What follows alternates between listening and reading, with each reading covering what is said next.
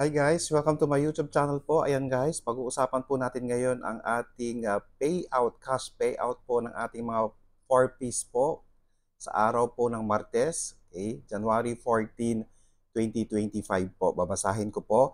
Ang payout ng cash grants para sa mga beneficiaries ng Conditional Cash Transfer or CCT program o Pantawid Pamilyang Filipino Program 4-piece ng DSWD ay nakaschedule sa Martes, January 14, 2025 via ATM withdrawal sa mga piling land bank servicing branches. Ito ang payroll schedule ng mga rehiyon. We have P6 2021 RCCT and additional 4-piece in levels 3, 1, CVS regular 4, initial regular. We have regions 2, 3, 4A, 5, 6, 8, 9, 10, 11, NCR, Mimaropa, and BARM. P1 2022 additional 4-piece in L31 CVS regular. We have regions 8 and BARM. P2 2022 RCCT and additional 4-piece in L31 CVS regular 4 initial regular 13 payrolls for HHS under code 14. We have regions 2, 3, 4A, 5, 6, 7, 8, 9, regions 10, 11, 12, NCR, Memaropa, and BARM.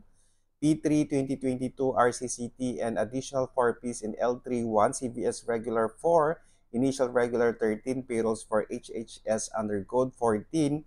We have regions 2, 3, 4A, 5, 6, 7, 8, 9, 10, 11, 12, NCR, Mimaropa, and BARM. We have P6 2022 RCCT and additional 4-piece in L3, 1 CVS regular, 2 additional 4-piece listahan, 3 HHS retro. We have regions 3, 5, 6, 7, 8, 9, 10, 11, 12, NCR, Caraga, and BARM. Ayan, P1 2023 RCCT and additional 4-piece in L3, 1 CVS regular, 2 additional 4-piece listahan, 3 HHS retro. We have regions 5, 6, 9, 12, Caraga, and BARM. We have P2 2023 RCCT and additional 4-piece in L3, 1 CVS regular, 2 additional 4-piece listahan, 3 HHS retro. We have regions 5, 6, 9, 10, 12, Caraga, and BARM. We have P3 2023 RCCT in additional 4-piece in L3, 1 CVS regular, 2 additional 4-piece listahan, 3 HHS retro.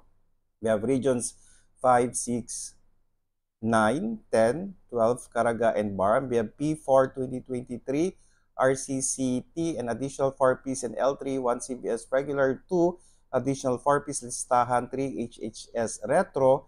We have regions 5, 6, 9, 10, 12, Caraga, and BARM. We have P6 2023 RCCT and additional 4-piece in L3, 1 CVS regular, 2 additional 4-piece listahan, 3 HHS retro. We have 5 region 6, 9, 12 Caraga, and BARM. We have P1 2024 RCCT and additional 4-piece and L3 1 CVS regular, all regions po. Ayan.